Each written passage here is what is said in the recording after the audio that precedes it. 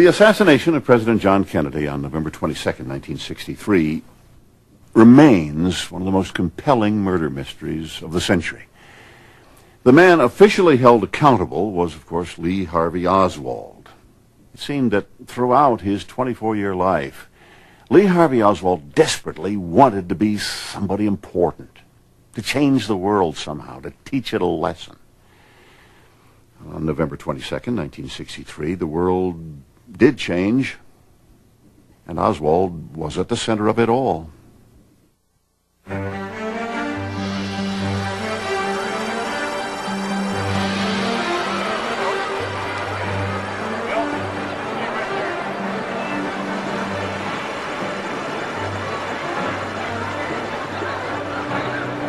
Jackie waving by, and Mr. Kennedy.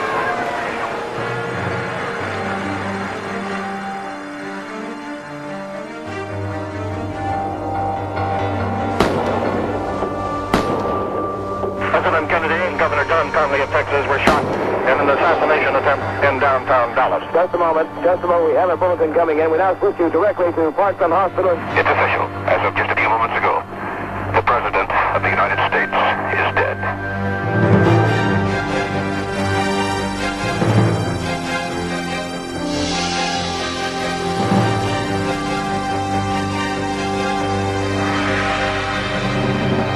Just 45 minutes after the assassination of President John F. Kennedy, a Dallas police officer who was on the lookout for the killer was himself shot and killed. Arrested for that murder just moments later, a 24-year-old ex-Marine, Lee Harvey Oswald. The cops who arrested Oswald brought him downtown to the police station, which was mobbed by reporters desperate for information on the death of the president. Has the gentleman been identified? Yes, sir. He's been identified for killing the officer. Right. Has any identification been attempted for the killing of the president? Not yet. Not yet.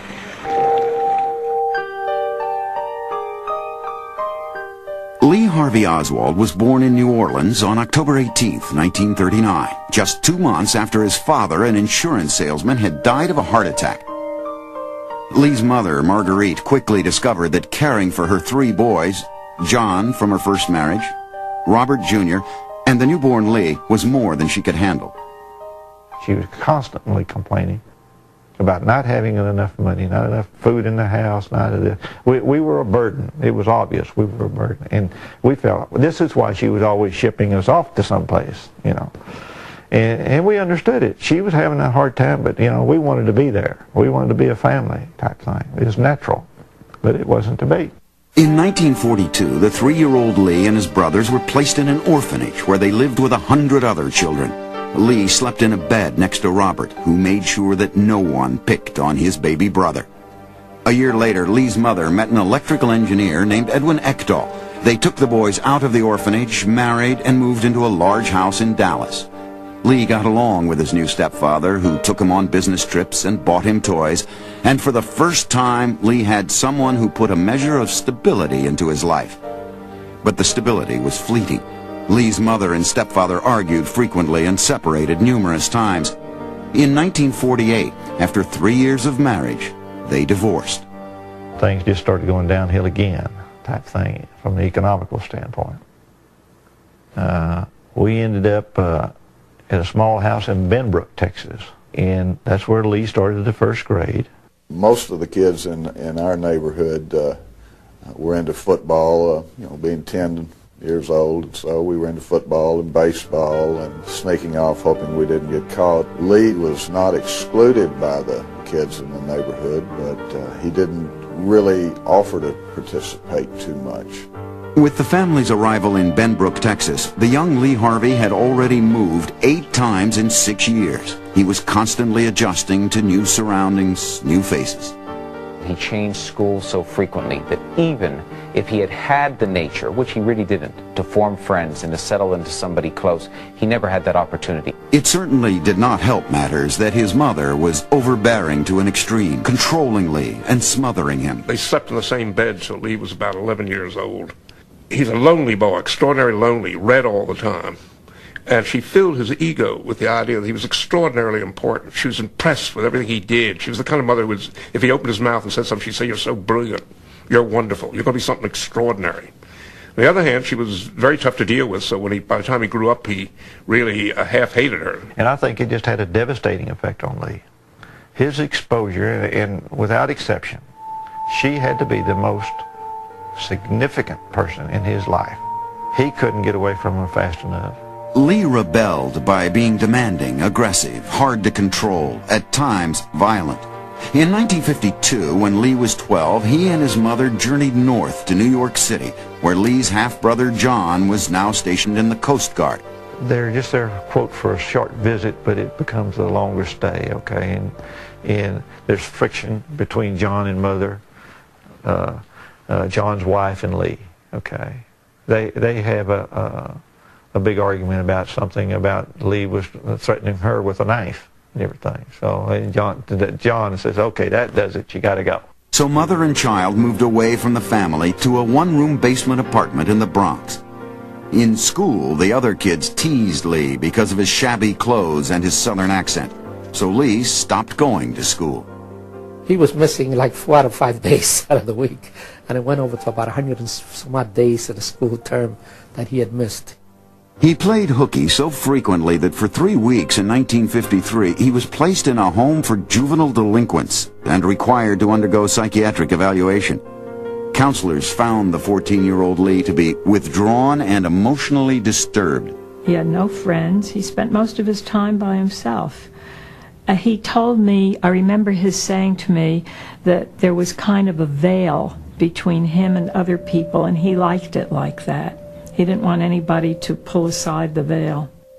Lee's sense of isolation only intensified as he grew older, aggravated by his mother's obsession with his sexuality. She gave him no privacy and made Lee feel insecure about his body by voicing her concern that Lee had some kind of sexual problem, even though doctors saw no evidence of one. She said, well, had they looked down there? And I said, you know, I assume so. I don't know. There was nothing that they found that was, you know, at all remarkable. She also told me she used to bathe all her kids herself until they were about 10 or 11, and then they got too big down there for her to look at. To get away from his mother, Lee wandered the streets of New York, memorizing the subway system and visiting the Bronx Zoo, a young boy all alone in the big city, susceptible to whatever influences came along, including political ones. Young Lee Harvey Oswald, with no association and nothing to latch onto in life, gets a pamphlet one day from a woman on a street corner of New York, and it turns out to be about the Rosenberg case, people charged for selling state secrets on the atomic bomb to the Soviet Union. And suddenly he reads it, and he latches onto something in this sort of life that's looking for a purpose and aim, and it happens to be a political philosophy, and it's communism. He read the Communist Manifesto when he was about 15, and already I think there's this style implicit in him that he was going to find a separate solution for everything in his life. His mother's solution to his truancy problems was to pick up and move back to New Orleans, and soon after to Fort Worth, Texas. Despite his communist leanings, Lee decided he wanted to follow in the footsteps of his older brother Robert and enlist in the Marines.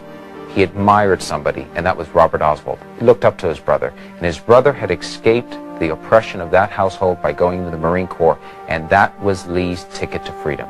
In October 1956, when he turned 17, Lee Harvey Oswald signed up immediately. It was the opportunity he had longed for, a chance to escape from his mother, and his first step toward finding that separate solution for his life. A quest that would eventually lead Oswald to a place few Americans ventured during the height of the Cold War, the Soviet Union. In the fall of 1956, Lee Harvey Oswald was so eager to escape from his oppressive mother and start life on his own that he rushed off to Marine boot camp just 1 week after his 17th birthday. At the recruit depot in San Diego, Oswald shared a Quonset hut with Michael Toby, but made no effort to be friendly. Living that close together for 3 months, you got to know a little story about everybody, except him. I mean, he was just there. He didn't get in trouble. He wasn't outstanding. He didn't necessarily have a pack of guys that he was friendly with. He didn't sit around and shoot the breeze with us. After qualifying on the firing range as a sharpshooter and training in aircraft surveillance and radar, Oswald shipped out to the Atsugi Air Base outside Tokyo. He quickly managed to alienate his superiors by trying to prove at every turn that he was smarter and better informed than they were about public affairs. He started asking them foreign policy questions, like, what do you think of Mossadegh in Afghanistan, or wherever Mossadegh was, and they wouldn't know what he was talking about. And then he turned to his commanding officer afterward and say, why is it that they're officers and I'm not, and I know more about foreign policy than they do? And of course his commanding officer would say to him in effect, well, man, what we're doing here is radar. And foreign policy doesn't enter it over here. We're just working these radar machines. Quickly, this career that he hopes will take off doesn't take off at all. As a matter of fact, he's court-martialed once for shooting himself with a pistol that he's not supposed to have. Another time he attacks a senior officer and gets into a fight. In June 1958, Lee was sentenced to 28 days in military prison. It made him bitter. He hated the brig. He hated the Marine Corps. He felt they'd oppressed him, that they denied him, that they didn't appreciate him. The key thing was that they didn't have an understanding of how brilliant he was. Disgusted with the Marines, but still searching for some way to distinguish himself, Lee turned once again to communism. His interest in the Soviet Union intensified. He began to study Russian. Fellow Marines called him Oswaldskovich. He had Russian records. He would play chess with people and ask for the red pieces or checkers. He would answer "ya" if you asked him a question about something. And people viewed him not as a security threat, not as somebody who was a Russian spy, but just sort of as a quirky person who was to be avoided. He was almost a joke at this point. By 1959, Oswald was such a failure as a Marine that he was reduced to janitorial work. He began maneuvering to get out of the service. Lee's mother, back in Texas, anxious to get him home, came up with a flimsy excuse. Mother had an accident at the place that she was working and applied to get him out on early discharge on the premise that he would come home and help her support herself. And that procedure went through, so consequently he was discharged in early September of '59. But life with his domineering mother was not what Lee had in mind. Just 2 days after arriving in Fort Worth, he headed off for New Orleans, then purchased a one-way boat ticket for passage to Europe. Lee wrote his mother a quick goodbye letter telling her he did not expect her to understand his plans. Mother has a letter from him saying that, he's going to go to Russia. Lee arrived in Helsinki in October 1959 and applied for a visa from the Soviet consulate, saying he was a student traveler. He did not mention that he'd been a Marine. Within 2 days, he was granted permission to take a 6-day trip to the Soviet Union. The 19-year-old Lee had been developing a secret plan. He would show up as a tourist and then defect. Oswald went over to Russia with the idea that they'd be enormously excited by his arrival. He may have known that no Marine had ever defected before. He thought he would be an international figure, and that the Russians would take him most seriously, use him for propaganda, and he had become a large figure in Russian life. Once in Moscow, Lee and his Russian guide went on a sightseeing tour. Later that day, he told the guide he wanted to apply for Soviet citizenship. But the Soviet authorities showed no special interest, since Oswald was not a high-level defector who could reveal American secrets. When I talked to Yuri Nosenko, who was the Russian intelligence officer who handled Oswald's file, he said directly, no, I'll tell you what we were interested in. Did he know military intelligence? If he had been a Marine guard at the U.S. Embassy, then our antennas would have gone up. We would have been very interested because he could get information for us. But what did he have to offer? Not everybody who came across the transom had intelligence value. Oswald spent his 20th birthday, October 18, 1959, visiting Lenin's tomb and waiting for a final word from the Soviet government. In typical bureaucratic fashion, the authorities stalled. The idea that anything could happen quickly was alien to the very process of Soviet life. So when this fellow came over, the first attitude was, he must be a spy. Then the KGB began to say, but he is so unlikely. He doesn't fit the pattern. And then they thought, well, maybe the CIA is doing something new. Maybe they're sending over an oddball to see how we react. Finally, the Soviets made a decision. On October 21st, the day before Lee's visa was to expire, Soviet officials informed Oswald that his request for citizenship had been denied. He would have to leave Moscow within 2 hours. In a diary, Lee wrote, "My fondest dreams are shattered." Back in his hotel room, Lee took a knife and slit his left wrist. His tour guide discovered him there, unconscious, and rushed him to the hospital where he was stabilized. The following week, Lee was released and placed in a hotel while the Soviets decided what to do next. But Lee, determined to stay in Russia, had his own plan. On October 31st, he showed up at the U.S. Embassy. He told me, in effect, that he came there to give up his American citizenship. And, will I please get on with it quickly, that he didn't want any lectures from me, and he didn't want to enter into any discussions with me. He said to me, "I intend to make available to the Soviet authorities everything that I've learned about the Marine Corps and as a radar operator." But diplomat Richard Snyder told Oswald the embassy was now closed for the day, and he would have to come back. Lee stormed out, proud that he had shown great bravery in standing up to American officials. Now the Russians were even more confused about how to handle this odd American. They have two choices, the Russians. Do we put him on a plane and force him back to the United States, or do we let him stay here and don't give him citizenship? And they opt for the second. Let him stay here. We'll move him out to a provincial capital, 450 miles from Moscow. Move him out to Minsk. A city where it would be easier for the KGB to keep a close eye on Oswald. The Soviets arranged a job for him as a metalworker in a radio and television factory, something Lee knew nothing about, but he accepted his fate. He ended up in a very fancy apartment building with a very small apartment. He was making as much money as the head of the factory. There he was living, he was an American, he was a bit of a movie star to the local Minsk people, the only American they'd ever seen. The girls would all pass him in the radio shop and say, "Hello, Alec," they called him Alec. "Hello, Alec, how are you?" hoping that he'd take a rise. For the first few months, Lee flourished in his new role. He loved the attention. For the first time in his life, he made many friends, went to parties, to the movies, and joined a hunting club. In his diary, he wrote, "I am living big and am very satisfied." He writes a letter saying he's going to sever all connections with all members of the family. He's going to live in Russia for the rest of his life. You know, he wants nothing to do with the United States. It's quite disheartening. Soon, Lee started to date, including one beautiful 19-year-old named Marina Persakova. Marina was a very attractive girl, marvelous blue eyes.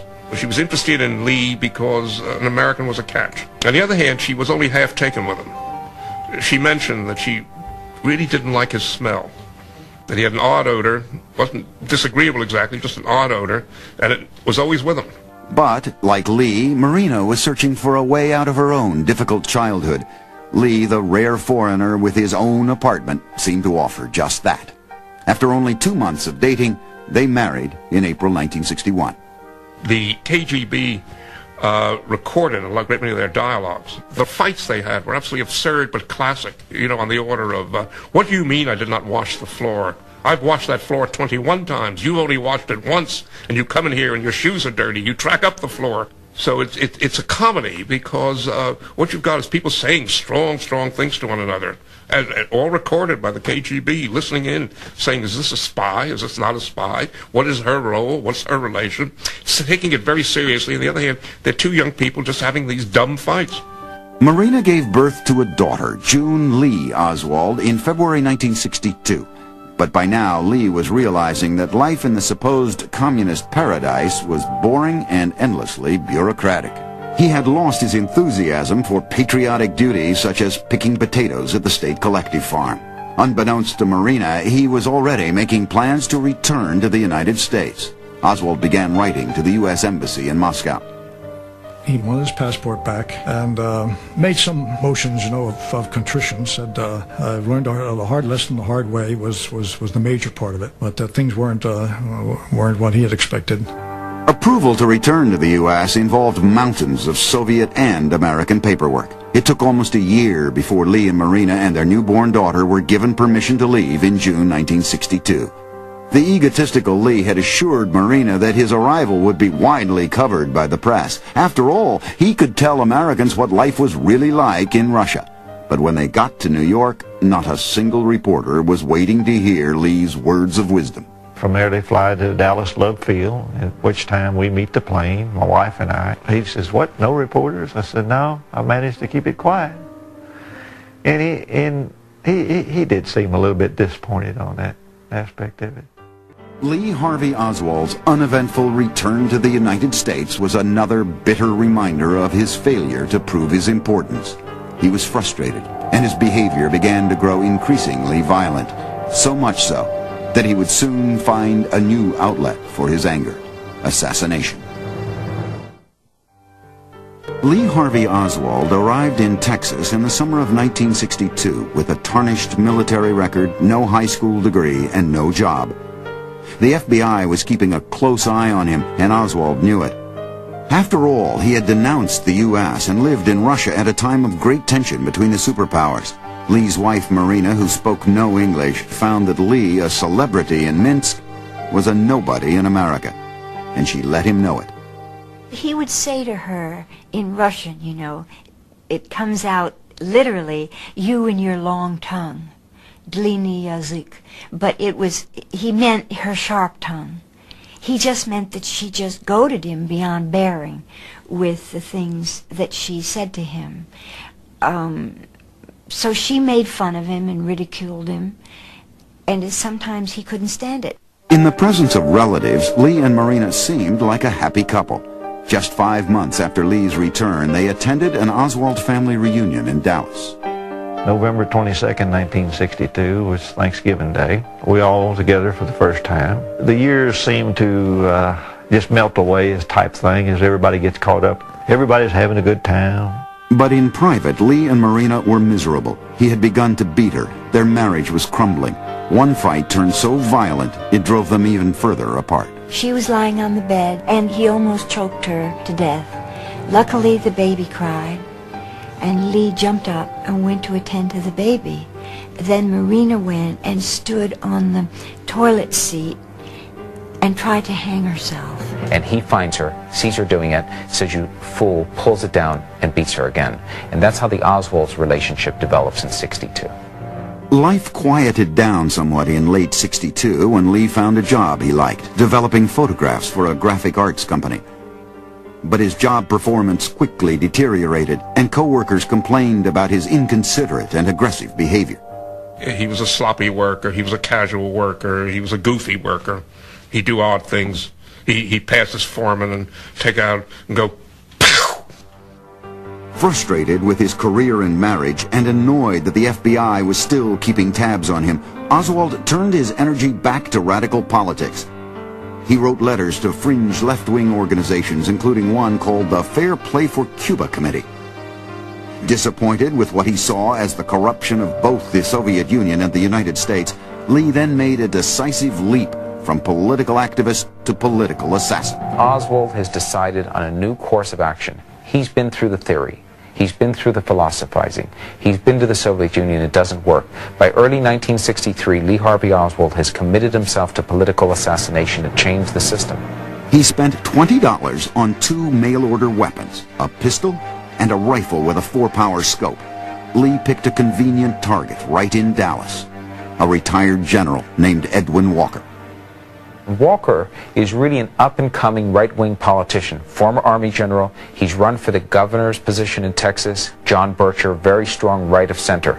The night of April 10th, 1963, after having been fired from his job, Lee took action. Walker is in his study doing his taxes. Oswald, about 65 feet away near a fence, sets up, aims with his 4-power scope and the Mannlicher Carcano, takes one shot at Walker's head. And he rushed home that night, breathless, turned on the radio, waited to hear news whether Walker had been killed.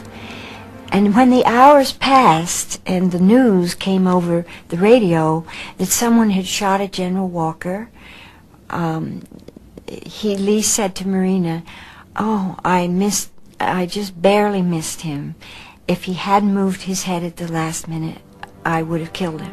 The bullet had nicked the wooden sash on a window and missed Walker's head by a fraction of an inch. After weeks of planning, Lee had failed once again. Afraid the police might find him, he decided to skip town. A new friend of Marina's, named Ruth Payne, unaware of Lee's assassination attempt, offered to help the struggling couple. He had apparently lost his job and was planning to go to New Orleans. So I suggested that Marina might stay with me while he was looking for work. Marina took Ruth up on her offer and moved into her house. In May, Lee headed for New Orleans, where 2 weeks later he got a job at a coffee company. Marina joined him there. Soon after, Lee started his very own chapter of the Fair Play for Cuba Committee. To me, it's another indication of he's wanting attention. He wants to draw attention to himself. For what purpose? I don't know. It's different, though. Everybody down there is against Cuba, I guess. You know, but he wants fair play for Cuba. It's American and Russian. You know, what side you on? Hey, what side gets attention? Lee made thousands of leaflets for his pro-Cuba group, and in the sweltering summer heat handed them out to passers-by. So odd a sight, it caught the eye of the local media. I was instructed by my TV station to find out if he was going to hand out leaflets again. We might be interested in filming him doing that. So he set up the next leafleting, which was Friday, August 16th, at the Trade Mart down on Camp Street. In your work with the Fair Play for Cuba Committee, what are you advocating? We advocate restoration of diplomatic, trade, and tourist relations with Cuba. Things were picking up for Lee. In addition to the TV appearance, he was invited to appear on a radio debate show to discuss his radical views. He was the kind of person who could hold his own despite a tremendous array of facts and antagonism and hostility against him, because that's exactly what happened when he went on radio with us. How many people do you have in your committee here in New Orleans? I cannot reveal that as secretary of the Fair Play for Cuba Committee. I believe it was mentioned that you at one time asked to renounce your American citizenship and become a citizen of the Soviet Union. Is that correct? Well, I don't think that has a particular import to this discussion. But Lee's moment in the spotlight was just a passing media curiosity, and Marina could tell it did not satisfy his desperate longing for attention. He sits on the porch of their house on Magazine Street in the sweltering heat of New Orleans with his gun, and he would do dry runs with the bolt action. And she would hear him inside the house, just the clicking of the bolt, time after time after time, operating the bolt as he sat there. In the summer of 1963, he broke down in the kitchen in New Orleans, just sobbing and sobbing, and told her he just didn't know what to do with himself. He didn't know what to do with his life. Marina was now 8 months pregnant with their second child and unable to afford a visit to the doctor. She returned to her friend Ruth Payne's house in Dallas, leaving Lee alone in New Orleans, where his depression deepened further. So he has a debate, you know, he's making progress, he's getting some attention, he's getting some exposure. Maybe something good's going to come out of it in his mind, but it doesn't. It just kind of goes downhill. So he leaves and goes to Mexico. Maybe he needs to go to Cuba. Maybe he can go back to Russia from Cuba. In a replay of his earlier attempt to defect to the Soviet Union, Oswald boarded a bus for Mexico City, where he made one last desperate effort to gain attention through non-violent means. He showed up at the Cuban consulate and demanded a visa. And guess what? He's rejected again for another time in his life. They say, no way. Get out of here. We're not going to give you an immediate visa. Apply like everyone else. And Oswald is devastated. He goes to the Soviet consulate. He decides the Soviets will help him. The Soviet consulate also rejected Oswald's plea for a visa. He took the long bus ride back to Dallas, so shocked by his accumulated failures that even his estranged wife Marina felt pity for him. Lee returned from Mexico City and then called Marina, but he didn't tell her much about what happened. He came back quite a changed person, very subdued. He'd suffered a setback, and she did not rub his nose in that. She understood that there'd been a failure there. From his days in elementary school through military service and life in the Soviet Union, Lee had been unable to prove his importance. Now, back in Dallas, unemployed and separated from his wife and child, he would try once more to make something of himself. This time, he'd succeed. It was a depressed and angry Lee Harvey Oswald who returned from Mexico City to Dallas in October 1963, just 2 weeks before the birth of his second daughter, Rachel. Nonetheless, Lee was determined to finally prove to himself and his estranged wife that he was someone important. He took a room at a boarding house, visiting his family at Ruth Payne's only on weekends, and once again began to look for a job. He was worried, you know, about getting a job, and of course she was worried. And one time we were over next door at a neighbor's having some coffee in the morning and talking, and mentioned that he was looking for work. There were two other women there besides ourselves, and one of them said, well, my brother works at the school book depository in Dallas, and I understand they're looking for people, or they might be still hiring.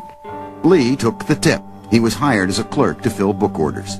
The would-be assassin, who just 7 months earlier had tried to kill General Edwin Walker, now learned that a far more prominent target, President John F. Kennedy, would be visiting Dallas on November 22nd.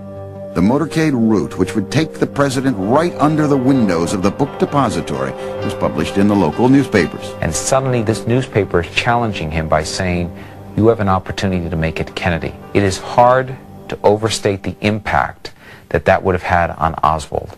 To read that he had a once-in-a-lifetime opportunity to put a cog into the machinery of government that would never come his way again. Thursday, November 21st. After work, instead of returning to the boarding house, as he usually did, Lee went to see Marina at Ruth Payne's house. After dinner, Lee spent some time alone in the garage. I noticed that the light was on, so I assumed that he had been out there and just forgot to turn the light off. Of course, what I didn't know was that there had been a gun in the garage. During the course of the night, he couldn't sleep. He was restless. Marina remembers it was about 5 o'clock until he finally fell asleep. At one point, she rested her leg against his, and he pushed it away with such a ferocity that she thought, my God, he's in a mean mood tonight. And early in the morning, she found him by the bed standing there, and he said, don't get up, Mama. I've left some money on the bureau. Buy some shoes for Junie. And Marina went back to sleep.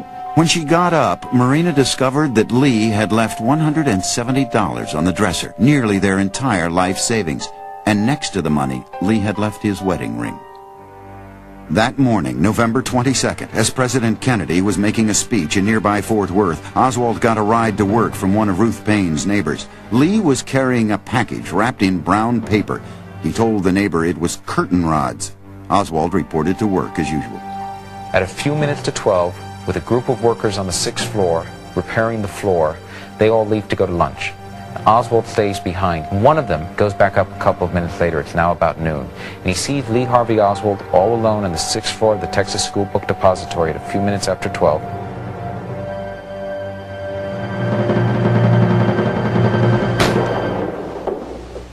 We heard a shot, and I was standing in an opening in the center of Dealey Plaza, and I said, somebody's shooting firecrackers, you know. But the next shot got my attention. No, that's a gun. And then the third shot that I heard, his head exploded. And I see all this matter coming out of his head. You know, just an orange halo around his head. It was very frightening. You began to get the feeling that people were in terror. Everybody fell to the ground. Eyewitnesses said they had seen a gunman in the 6th floor window of the book depository. As police began searching the building, Oswald fled. Oswald walks out the front of the building, grabs a bus.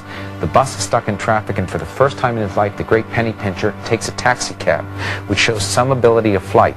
President Kennedy was rushed to Parkland Hospital. We ran into Trauma Room 1, and there was the president on a gurney with Mrs. Kennedy standing at the foot of the gurney. Within 10 minutes, it was determined that he was not salvageable.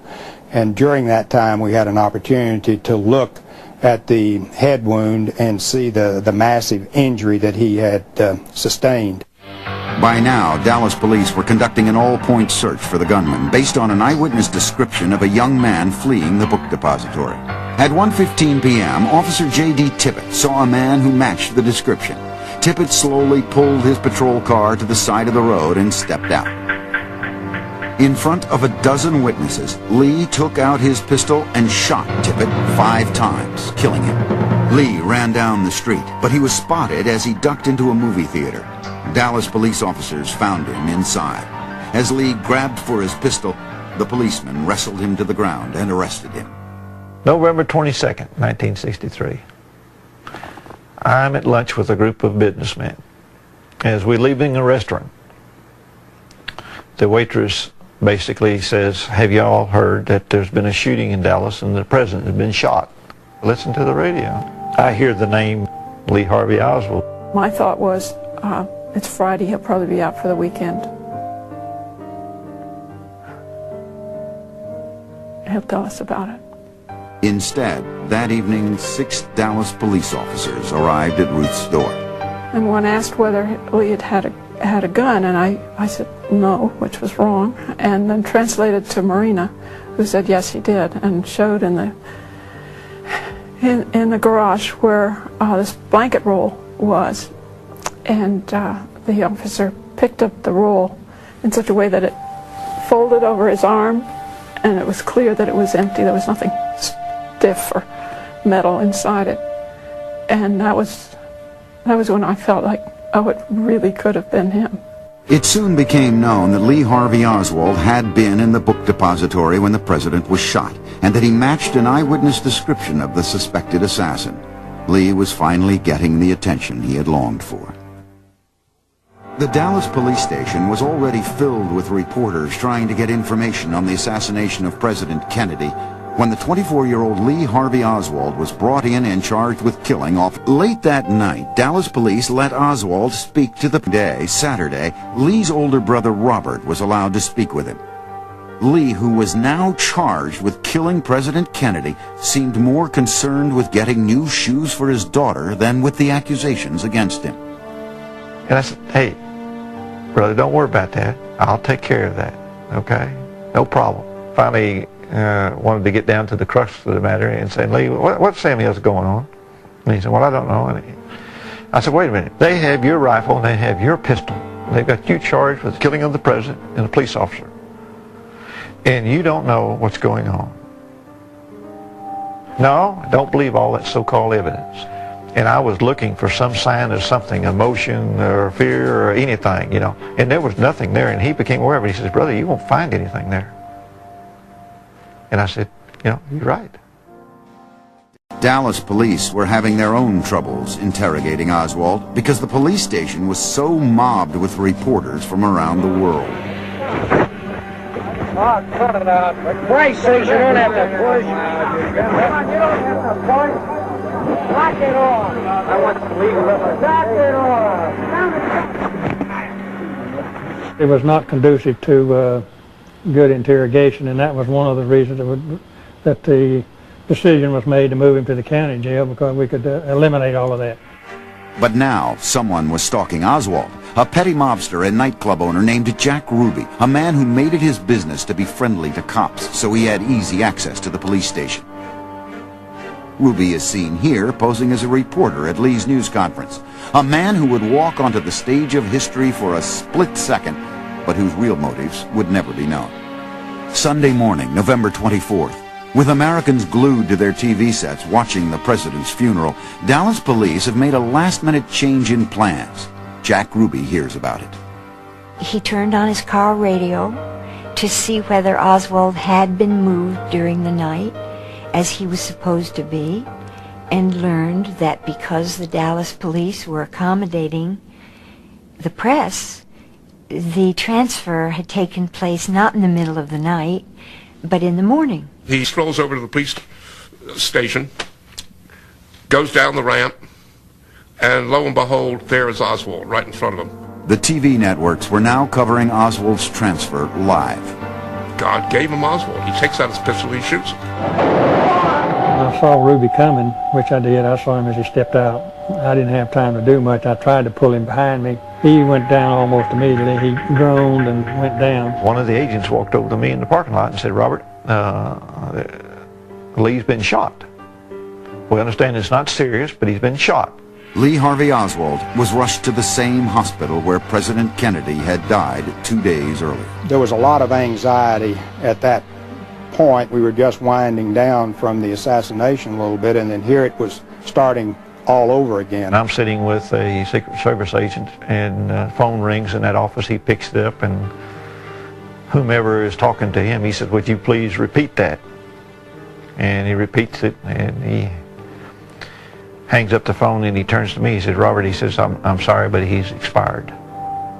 Yeah, it's just another thing that weekend. Pretty hard to talk about.